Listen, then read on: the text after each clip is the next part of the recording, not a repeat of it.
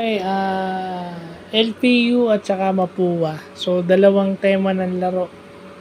Pag number 1 team ka at double round robin, asahan mo nababalikan ka ng kalaban. So, natalo itong natalo itong LPU nung round 1. So, asahan mo babalik to ng round 2. So, yun yung nangyari.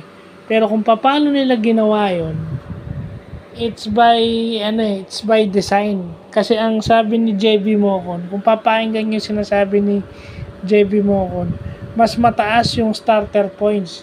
Ibig sabihin, yung bench points. Mas mataas yung bench points ng LPU at saka kaysa sa Mapua.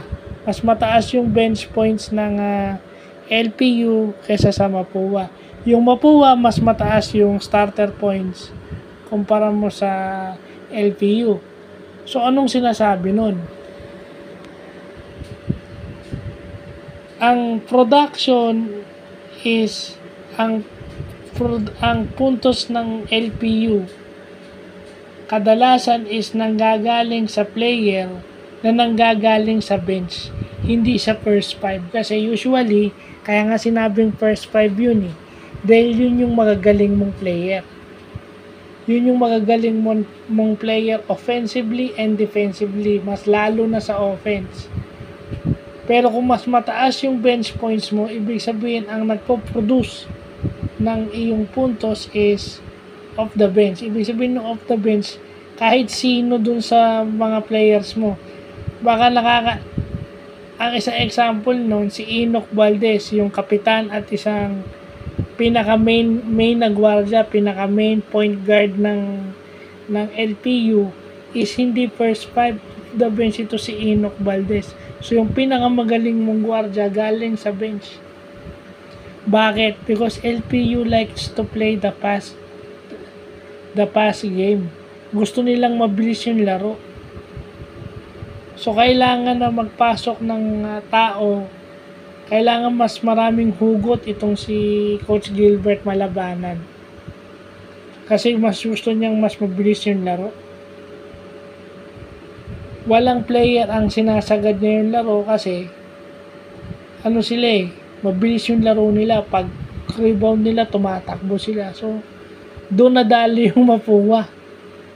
Kasi yung Mapua, alam mo na yung gagawa eh. Escamis, Bonifacio, Hernandez, Soriano, bilang mo. Pero itong LPU, iba-iba yung starting 5, hindi mo alam sino yung magi-step up kasi puro mabilis nga eh. Siguro maliban lang kay Sean Umali. Obvious yun kasi yun yung pinakamagaling nilang big man eh. So yun lang yung nag-iisang legitimate threat na parang off the bench din ata ito minsan si Sean Umali. So, yun na yun eh. Kumbaga, first 5 versus off the bench dahil mas may lakas pang naiiwan itong players ng itong LPU kaysa dun sa kalaban eh. Ibig sabihin, yung player na maganda ang nilaro sa LPU, hindi siya nag-start ng game. Maaring kalagitnaan siya ng first quarter naglaro and then siya yung tumatapos ang laro. Hindi kagaya nung ibang team na first 5 siya, hanggang sa dulo ng laro naglalaro siya. So may pahinga lang siya pa konti-konti. So, yun yung sinasabi, yung bench depth, napaka-importante niyan. Kasi kung mabilis ang laro mo, advantage mo nga yun pag mabilis yung laro mo. Kasi, ang player mo, hindi napapagod. Kaya pwede silang sumagad hanggang dulo. Tsaka syempre, number 1 team yan eh. Yung Mapua, number 1 team yan. So ngayon, nanalo na yung Lyceum. So parang sila na yung dumidikit sa San Beda ngayon. Parang San Beda, LPU, tsaka Mapua na yung nag-aagawan sa number 1 spot. Ang maganda rin nung sistema ni ni Coach Gilbert Malabanan Kasi lahat ginagamit. At saka lahat pumupuntos, lahat dumidepensa, hindi sila yung lawit ang dila. Pagod na. Pigang-piga na pagkatapos ng laro. Although, may games naman na nagba-backfire yun. May games naman na hindi effective yun. May games na effective. So, pag ganun naman ang disadvantage lang nun is, ang disadvantage lang nung isa sa advantage na nakikita ko, Mapua can exploit that. Kasi maraming mapapaul dahil aggressive yung LPU Pwedeng tawagan ng foul yun. At saka LPU make free throws.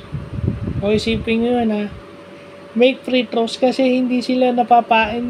Kumbaga mga mga kondisyon. So, bibira silang sumala sa free throw. Kasi, ba't ko nasabi yung free throw? Kasi mabilis silang maglaro. Mabilis sila sa offense. Makulit sila sa defense. Tapos, paspasan pa sila sa offense. So, ibig ko sabihin, pag nag-free throw ka, kasama na dun yung pagod Pag nagmimitis ka na sa free throw, may pagod nang kasama yun. Maganda yung free throw shooting ng LPU. So, talagang talo yung Mapua kahit ilang beses sila bumalik. Tsaka, parang napagod yung Mapua kasi first half maganda. Then, pagdating sa second half, naubos. So, yun yung tema ng laro. So, yun lang